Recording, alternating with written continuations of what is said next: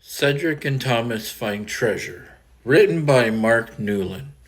One day, Cedric and Thomas were on one of their journeys, and they noticed in an old oak tree a dusty book. Thomas decided to climb the tree and grab the book. He got down from the tree. Both Cedric and Thomas looked at the book. It was a book about where they lived. They skimmed through the pages and read a bit of the book. In the middle of the book there was a folded up piece of paper. Thomas grabbed the piece of paper and opened it up. What they discovered on that piece of paper was a treasure map dated 1823. They noticed on the treasure map that they had to cross a river to get to this island where the treasure was located, with an X marking the spot on the map. On the map were some words written that talked about using the stars at night to find the treasure. Thomas decided to carry the map back to his place and kept it for safekeeping. They came back another day and had a talk about what they were going to do with this treasure map. So they thought, let's save up our allowances and buy the supplies to build a boat, because neither one of us has a lot of money to be able to buy a perfectly built boat. So they saved and they saved and they saved. Finally, they had enough money to buy supplies. They bought a saw, a hammer, nails, a cloth for the sail, and tar to make it weatherproof. All the supplies were bought at the hardware store in the town where they lived in. With the saw that they purchased at the hardware store in town, they cut up the fallen dead trees into the woods, into smaller pieces. Slowly but surely, they put together a boat.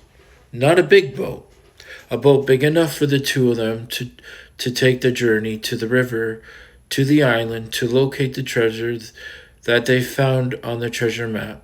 Before they finished building the boat, they explained to each other's families what they were doing. Now each of their families had discovered in the woods that there was a boat there.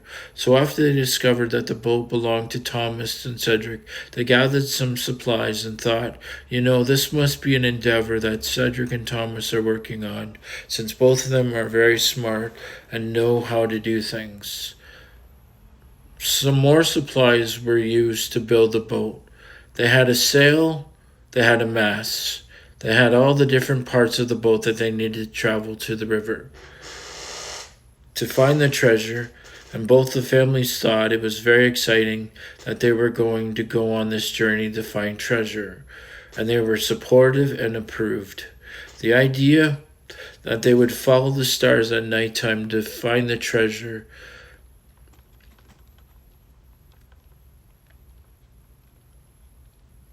when the journey was ready for them to go on the river located in the town where they lived.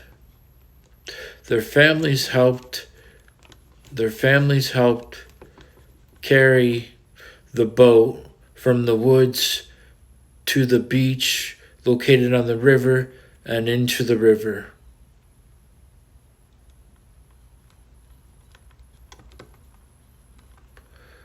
Both Cedric and Thomas climbed into the boat that they had built with their efforts and the efforts and the supplies of their families. The family said goodbye, made sure that they had a lunch packed for them both, and some water for the journey ahead, because it was a couple hours journey to get to the island, and they did it during the afternoon when it was close to sunset.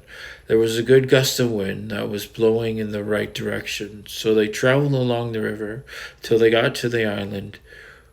When they got to the island, they waited and waited and waited in the boat until the stars came out. When the stars came out, they gathered their shovels that they purchased at the hardware store on one of their journeys into town to buy supplies for the boat ride to get the treasure with the map that they would follow the stars with. They looked at the stars in the sky and they noticed that it used the Big Dipper to follow it. and they had a shadow, and they had light, and they followed it on the map to see where the island was and where the treasure was located, with the X marking the spot. So they shoveled and they shoveled and they shoveled and they shoveled, and they got very tired. So they took a break and ate their lunch and had a drink of water. And they shoveled some more, and they got deeper and deeper and deeper in the sand on the island. And they heard a thud.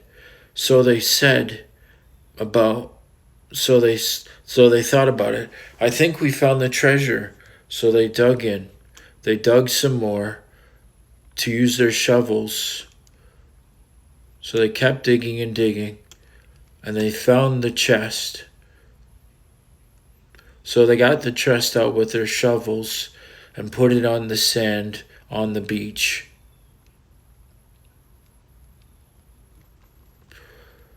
And they wondered what was in there. So they pondered and pondered and pondered. And because Cedric could shoot fire out of his mouth now, there was a lock on the treasure chest. So he blew a big fire and broke the lock open and melted the lock. So they waited for the lock to cool off. And then they took the lock off and opened the chest. They opened it slowly, and it made a creaking sound. And lo and behold, what should be in there but a Bible and a cross? So they skimmed through the Bible, and they noticed on the front cover the name of the person who owned the Bible, and his name was Frederick Mackenzie.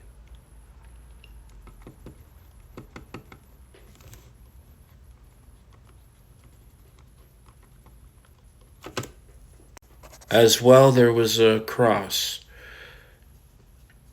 And in writing on the front cover, it said, "This is the treasure that you were seeking. The treasure that matters is the cross of Jesus Christ. Please take the cross and the Bible and bring it to your church and share it with the people in your town, and let them know that the greatest treasure in life is not gold, it's not diamonds, it's not rubies, it's not pearls, but it's the cross of Jesus Christ and Him crucified. And having a relationship with Jesus Christ is the greatest treasure you could ever have." So Cedric and Thomas got back into the boat, took the treasure chest with the Bible and the cross, and brought it back to town and showed it off to their families, because they welcomed them back from their journey. They waited for them on the beach near the river the next day, and they said, "We found the treasure," and the treasure was a Bible with Frederick Mackenzie's name, talking about Jesus being the greatest treasure that you could ever have, and not gold and not rubies and not diamonds. And there was a cross, and we were told to bring it to our church and share it with the people that we meet.